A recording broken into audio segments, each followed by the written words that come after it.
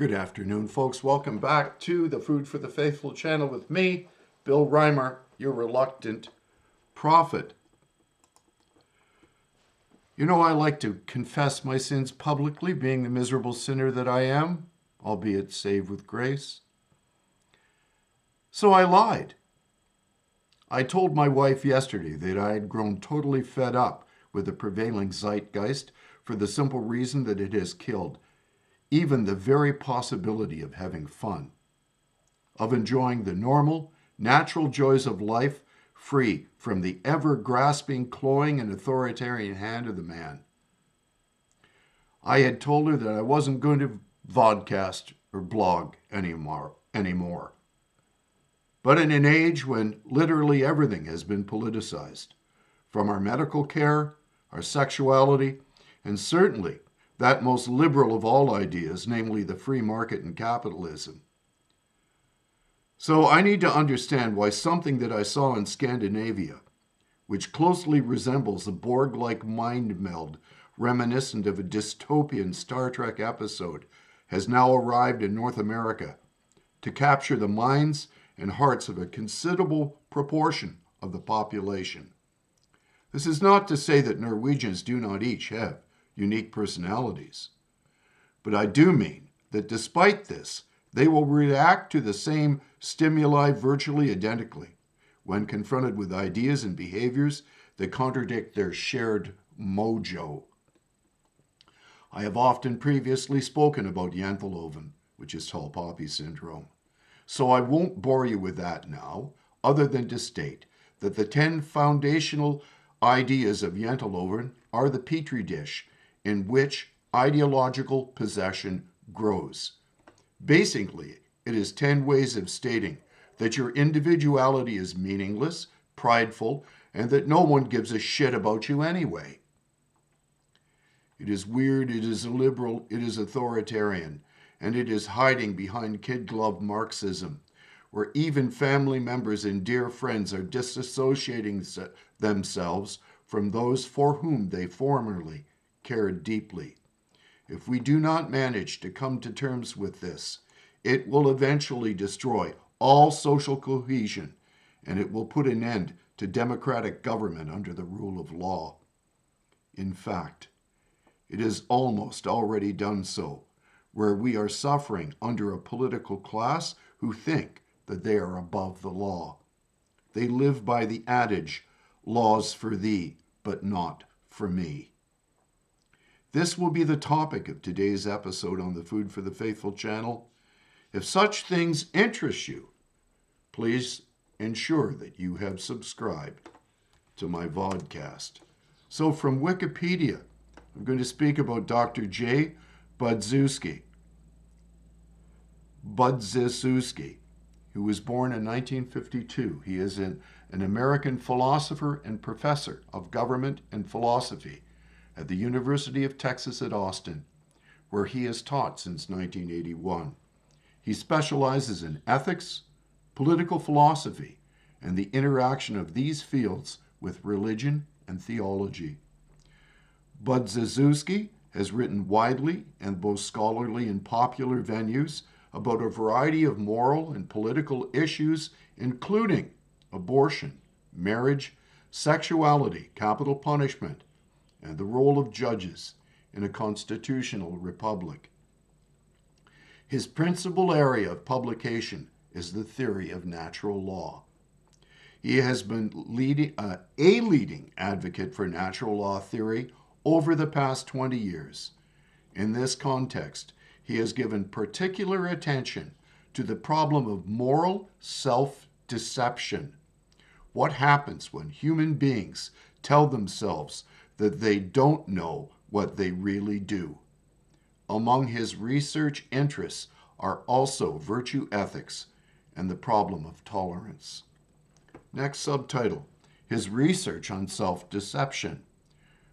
One of Budziszewski's research interests has been to analyze what he regards as a general human tendency to self-deception. The problem arises from a theoretical tenet defended by Thomas Aquinas, who he said, "We must say that the natural law as to general principles is the same for all, but as to rectitude and as to knowledge. This claim amounts to saying that the most general principles of right and wrong are not only right for everyone, but known to everyone, even though the same cannot be said of their remote implications. According to Budziszewski, Aquinas is right.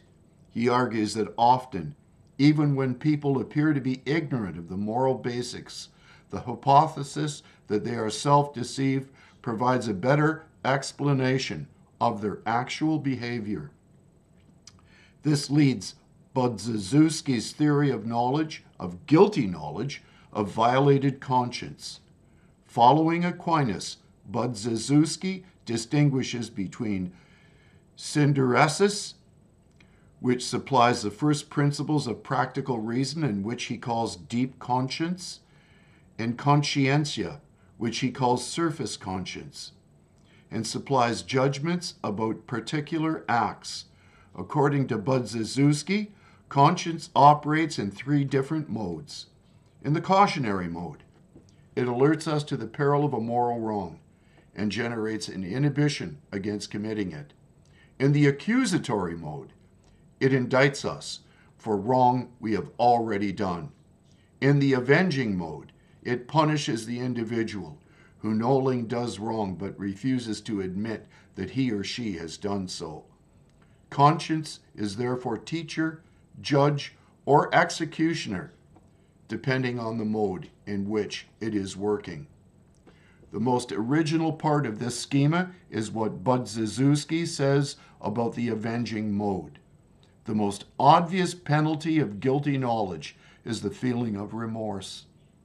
Remorse is not always present. However, Budziszewski suggests that even when remorse is absent, guilty knowledge generates objective needs for confession, atonement, reconciliation, and justification. Calling these other four furies the great sisters of remorse, he argues that they are inflexible, inexorable, and relentless, demanding satisfaction even when mere feelings are suppressed, fade away, or never come.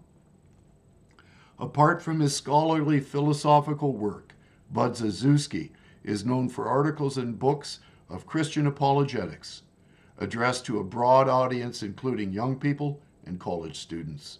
Known as one of the prominent evangelical intellectuals in America and former atheist, Budziszewski was received into the Roman Catholic Church on Easter Sunday of 2004.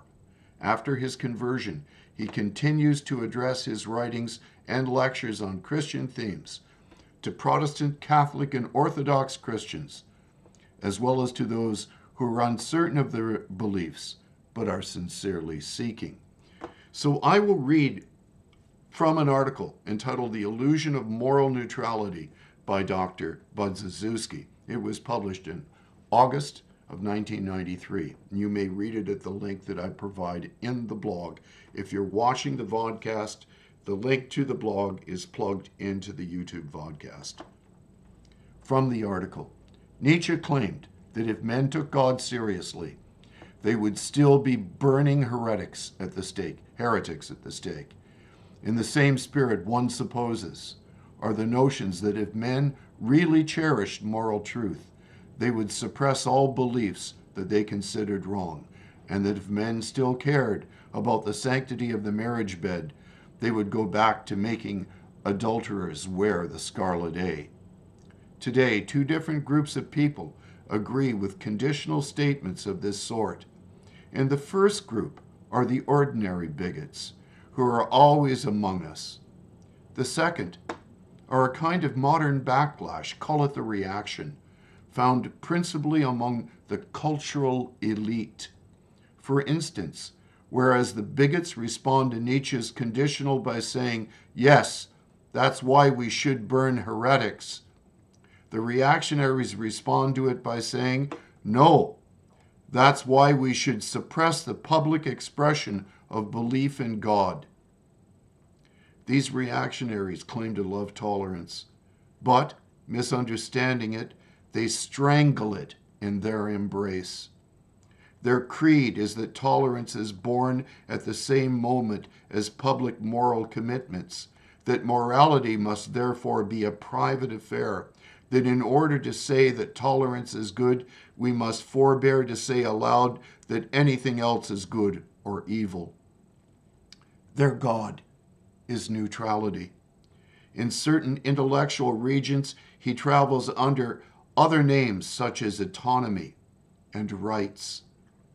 We meet the jealous and negating God on the philosophical right, where conservatives like Michael Oakeshott tells us that the specific and limited activity of governing has nothing to do with natural laws or morals. We encounter him on the philosophical left, where liberals like John Rawls and Marxists like Jürgen Habermas invent devices like the veil of ignorance and the ideal speech situation to convince us that if we wish to understand truly the principles of justice, we must pretend to forget not only who we are, but also everything we ever thought we knew about good and evil.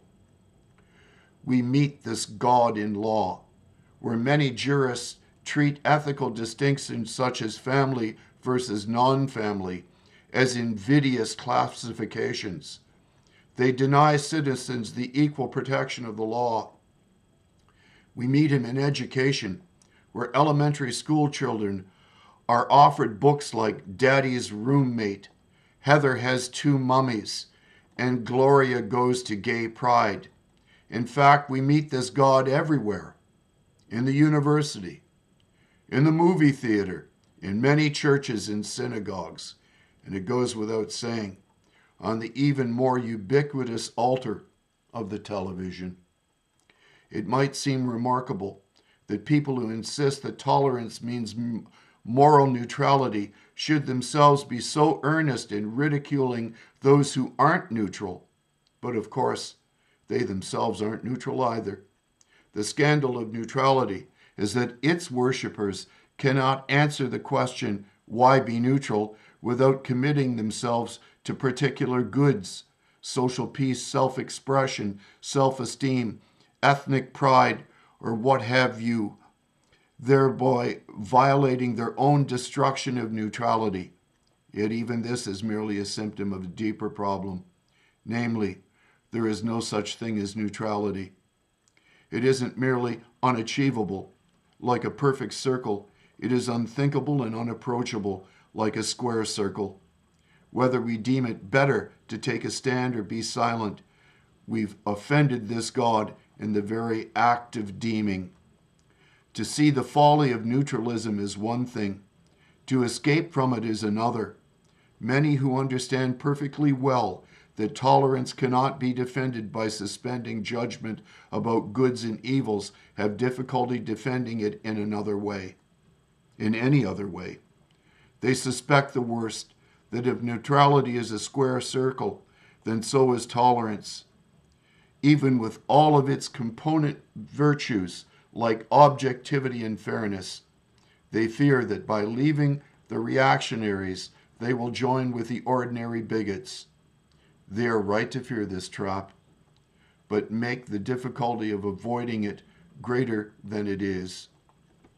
So that's the end of the article from Dr. Budziszewski.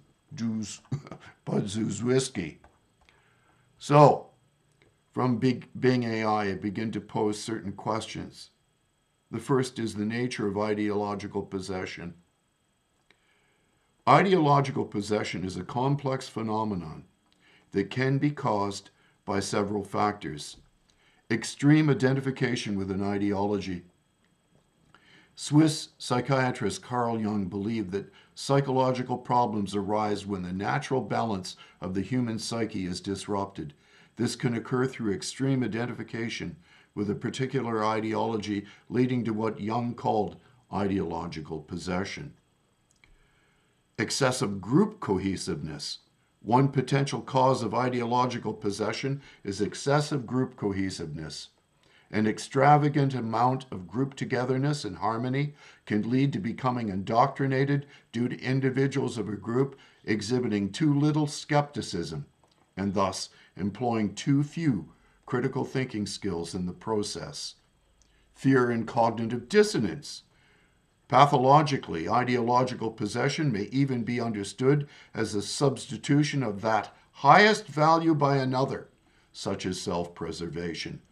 This often happens when evidence receptors become overwhelmed by fear, the most powerful epistemic pathogen, or deactivated to prevent cognitive dissonance. Exclusion of external opinions and influences. Keeping an open mind is an important aspect to prevent becoming ideologically possessed. These facts can lead to a loss of objectivity, a sense of righteous conviction, and a tendency to demonize those with different beliefs. In political contexts, ideological possession can be particularly concerning as it can lead to polarization and even violence. And I provide all the links that are being used to do that search. Next, subtitle from Bing AI. Ideological possession has become a significant issue in the present time due to several reasons. 1. Polarization and violence. When individuals or groups become ideologically possessed, they may see opposing political viewpoints not as just different, but as fundamentally wrong or even evil. This can lead to polarization and even violence. 2. Threat to human discourse. Ideological possession is to healthy political discourse as scientism is to science. Any ideology has the potential to be deadly when advanced by those who are so sure of their own knowledge and moral outlook that they would impose it against the protestations of those affected by it. 3. Social and societal impact. Understanding what motivates people to join violent ideological groups and engage in acts of cruelty against others is of great social and societal importance. Ideological obsession changes people's social interactions by making them gravitate towards like-minded individuals who support ideological violence. 4. Resistance to communication strategies. Ideological obsessed individuals are prone to psychological reactance, making them immune to communication strategies intended to dissuade them from using violence. In fact, messages espousing nonviolence can have the opposite effect by reinforcing their violence-supporting ideology. These factors contribute to the increasing concern about ideological possession in our current times. It is important to promote open-mindedness, critical thinking, and respectful dialogue to mitigate the negative impacts of ideological possession. I provide all the links from Bing from that section. And now my conclusions. Firstly, despite Bing AI being programmed by those who themselves may well be ideologically possessed, its ability to collate vast amounts of digitized written material pertinent to the topic at hand makes it an invaluable tool for doing research. If questioned correctly, it can save hundreds of hours of work researching the web or physical libraries for pertinent materials. Secondly, ideological possession must first have its root causes analyzed so that we can counter these pathological ideas effectively, since use of logic and reason may well prove insufficient to engage the ideologically addled. Thirdly, and most importantly for me, the very fact that Christians are paying so little attention to this attack on our faith and values is deeply disturbing to me. Ideological possession is the basis for the most pernicious, immoral, false doctrines of our time. Why Christian leaders are not doing a better job of equipping the Church of Christ to fight the good fight is literally beyond my poor ability to comprehend. And lastly, The fact that these toxic ideas are undermining our faith, our family, and seek to rob us of our property, yet so few even dare to speak about it, is to me unbelievable. But hey, what do I know? Please tell me what you think. Or are you like so many today who are unaware of how radically illiberal things around us have been altered with no end of it in sight? So opposing to our previously held fundamental values that you can still remain silent, compliant, and ignorant of how cosmically dangerous our present dilemma is? These are things to think and pray about, if anything ever was. God bless you. God grant unto you a spirit of wisdom and revelation in the true knowledge of Him to counter ideological pathogens. Have a great afternoon.